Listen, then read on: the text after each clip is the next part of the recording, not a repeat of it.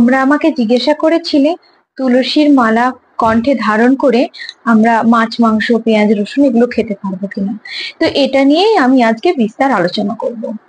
তো দেখো, যখন কেউ একজনা পুলিশের পোশাক গায়ে পরে বা সেই উর্দি পরে, সেই ইউনিফর্মটার আলাদাই দাম আছে।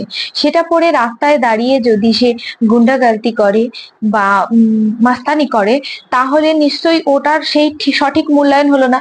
সেটা ওপর মহলে জানতে পারলে তার নিশ্চয়ই একটা শাস্তির ব্যবস্থা হবে যে ইউনিফর্মটা অনাদর করা হয়েছে। ঠিক সেই রকম আমরা যদি তুলসীর কণ্ঠে ধারণ করে অভক্ষণীয় কিছু ভক্ষণ করি, তাহলে আমাদের তুলসী মালাটি অনাদর করা হলো। তাহলে আমাদের করণীয় কি? এবার তুলসীর মালা পরতেও ইচ্ছে করছে, ভক্তি করতেও ইচ্ছে করছে, আবার আমরা মাছ মাংস ছাড়তে পারছি না, ওটার প্রতি আমাদের লোভ আছে, এটা স্বাভাবিক, এখানে কোনো দোষ নেই।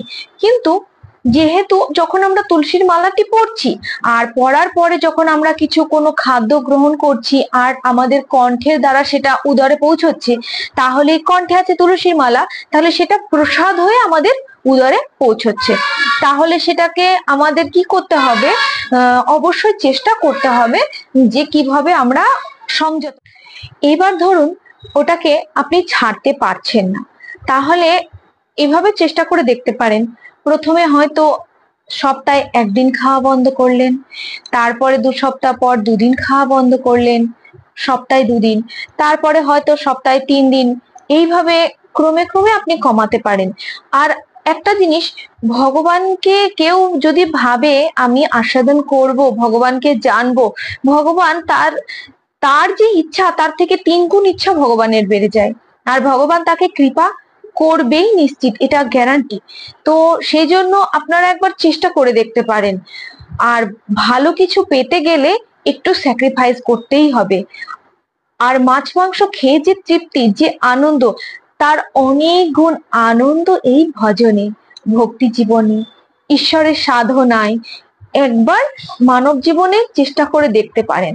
অনেকে বলে যে আমি বৃদ্ধ হলে, যখন আমার বয়স হয়ে যাবে তখন আমি সাধন ভজন করব, কিন্তু এটা একটা ভুল ধারণা। তখন আর আমাদের মুখ দিয়ে কৃষ্ণ শব্দটি সঠিক বা শুদ্ধভাবে উচ্চারণ হবে না। আমাদের মাজা পড়ে যাবে যে আধা ঘন্টা বসে বসে এক জায়গায় বসে ভজন করব, সেই শক্তি সামর্থ্য আমাদের থাকবে না। তাই এটা আমাদের সুবর্ণ সুযোগ এখন বয়স থাকতে থাকতে আমরা যেন ভজন সাধনে সঠিকভাবে করে নিতে পারি। তো ভগবানের আরেকটা নাম আছে, কিন্তু ভগবানের আরেকটা নাম হচ্ছে মধুসূদন। মধুসূদন কথার অর্থ হচ্ছে মধু নামক অসুরকে যে শোধন করেন তাকে মধুসূদন বলা হয়। তা এই মধুর এই কলিযুগে এখনো রয়েছে। কোথায় রয়েছে? আমাদের হৃদয়ে।